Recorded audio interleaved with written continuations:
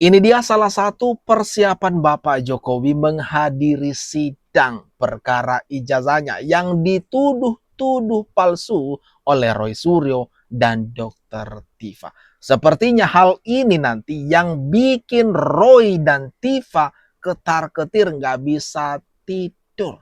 Kan harapan mereka Bapak Jokowi nggak mau menghadiri sidang dan mereka mengatakan Bapak Jokowi takut. Nih, mari kita tonton videonya teman-teman sampai selesai. Mempersiapkan diri dan Nah, ini teman-teman Bapak Jokowi, alumni UGM, datang sowan ke kediamannya di Solo. Ini semakin menarik teman-teman. Bagi pendukung Bapak Jokowi tentu ini semakin menarik. Tapi bagi pendukung Roy Suryo dan Dr. Tifa sendiri, ini tentunya mereka berpikiran negatif dan banyak pendapat yang tidak baik. Reoni Pak ini Pak. Mempersiapkan diri dan rekan-rekan saya seangkatan. Persiapan saksi sidang ya Pak ya? Persiapan saksi sidang. Ngeri nggak tuh? Yang mobilnya di mana itu Bapak? Di depan. Oh, sama Pak Anu aja. Di sini.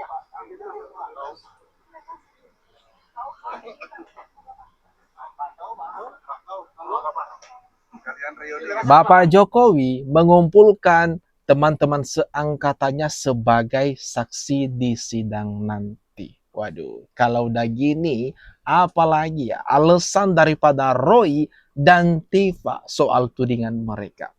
Ini gimana kalau menurut pendapat kawan-kawan? Tulis komentarnya di bawah.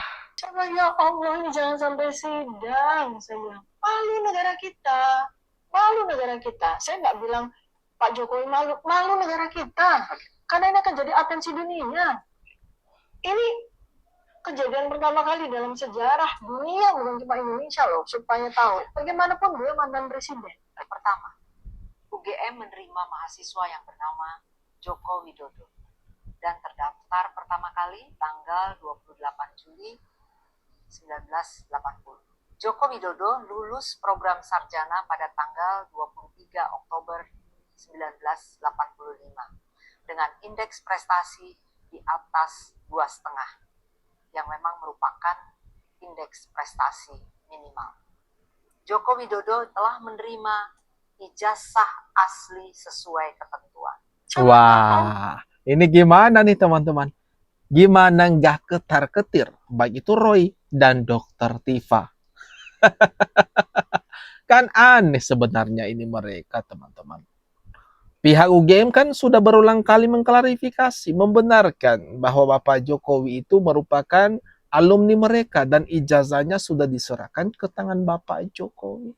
Tapi ngeyel ini mereka. Nah, tiba-tiba saja gegara perkara ini terus berlanjut. Nah, Tifa tidak ingin sidang.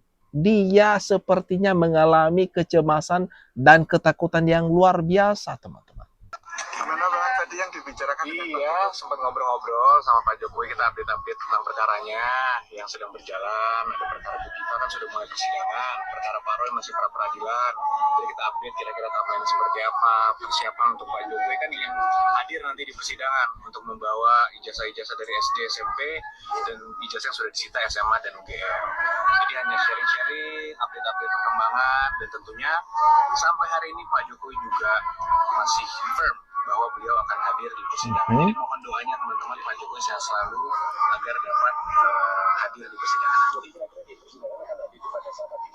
Tentunya nanti di agenda pembuktian, Mas.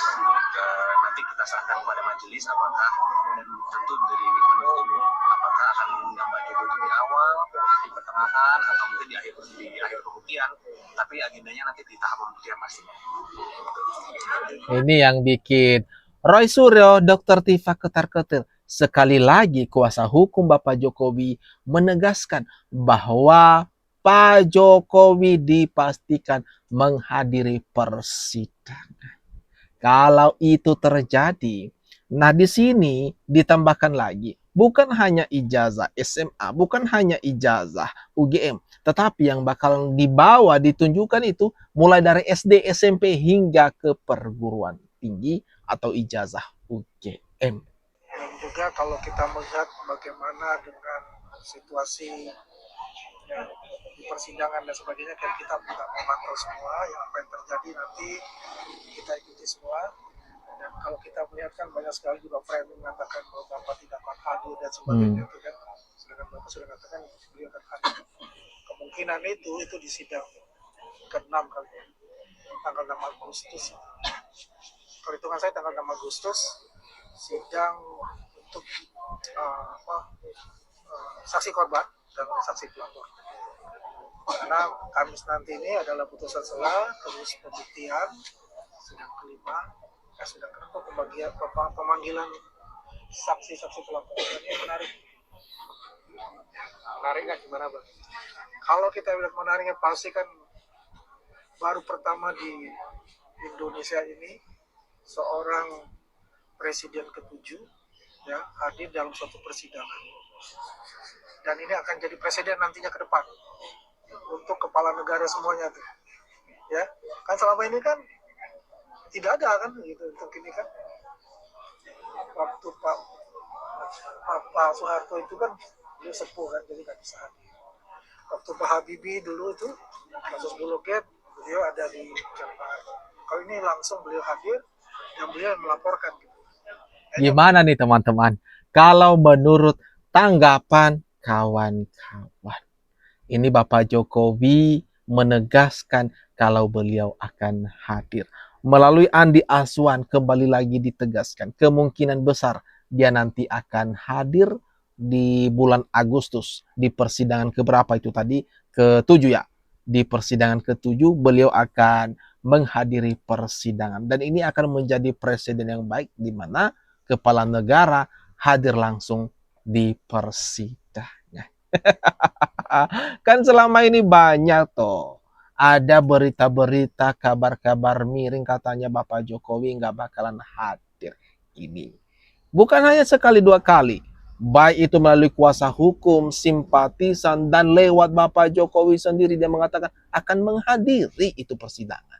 Saya bicara, pernahkah coba Bapak lihat tahun ini, pernahkah Dokter Tifa bicara 99,9% tidak pernah ke KPU Pusat yang sudah dijawab, kemudian KPUD Jakarta dan KPUD Solo ya. Ini KPUD Solo yang saat ini masih belum lagi kami dorong, minggu lalu kami ke Solo juga.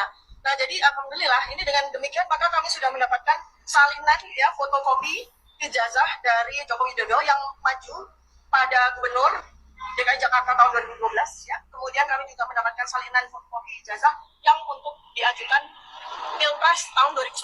Nah, habis ini selesai di KPU di Jakarta, kami akan ke KPU Pusat untuk menagih janji, karena KPU Pusat menjanjikan kepada kami untuk memberikan salinan fotokopi ijazah Joko Widodo untuk maju Pilpres tahun 2014. Nah, ini juga sebuah sejarah ya Pak Kodatua ya. Kalau kami sudah mendapatkan keempat spesimen tersebut, ini adalah sebuah artefak yang sudah bisa secara legal dan secara metodologis kami akan lakukan penelitian ya dengan menggunakan telematika, digital forensik, dan neuropolitika. Jadi ini sudah tidak terbantahkan lagi ya. Sebelum kami mendapatkan salinan dari KPUD Jakarta ini maupun KPU Pusat, sebetulnya secara metodologi riset sudah jelas ya. Ijazah Joko Widodo secara metodologi riset 99,9% palsu. Waduh, guys, Dokter Tifa ketahuan bohong, ketahuan berbohong. Jejak digital itu memang sulit dihapuskan ya.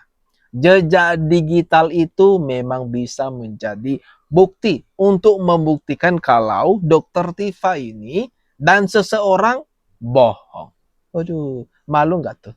Kalau ada bukti-bukti yang seperti ini, di mana sebelumnya dia dengan percaya diri mengatakan tidak pernah mengatakan ijazah Bapak Jokowi itu 99,99% palsu. Padahal dengan kita melihat ini ada toh ucapan dari Dokter Tifa mengatakan ijazah Jokowi mereka percaya 99,99% itu palsu. Ini gimana? Ini gimana menurut kalian, teman-teman? Tapi kalau kita lihat, Roy Suryo ini ada pengecut, ya. Kalah dia sama Tifa itu. Tifa berani menghadapi di persidangan, taruh di persidangan loh dia. Melakukan eksepsi kan, perlawanan. Sedangkan yang namanya Roy Suryo ini yang selalu berkoar-koar, yang selalu membuat berita hoax, memutarbalikan fakta, malah melakukan pra-peradilan.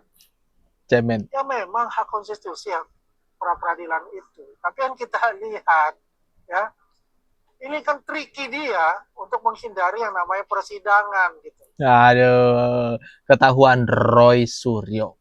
Tidak gentle, mentalnya. Aduh, cemen sekali teman-teman.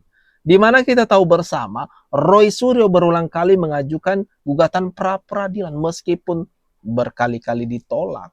Tapi dia apalagi ada info terbaru kan. Kemarin pra-peradilannya juga gugatannya itu ditolak. Dan dia mengatakan akan mengajukan pra-peradilan ketiga. Aduh, berbeda dengan Tifa. Mentalnya kuat banget melakukan perlawanan.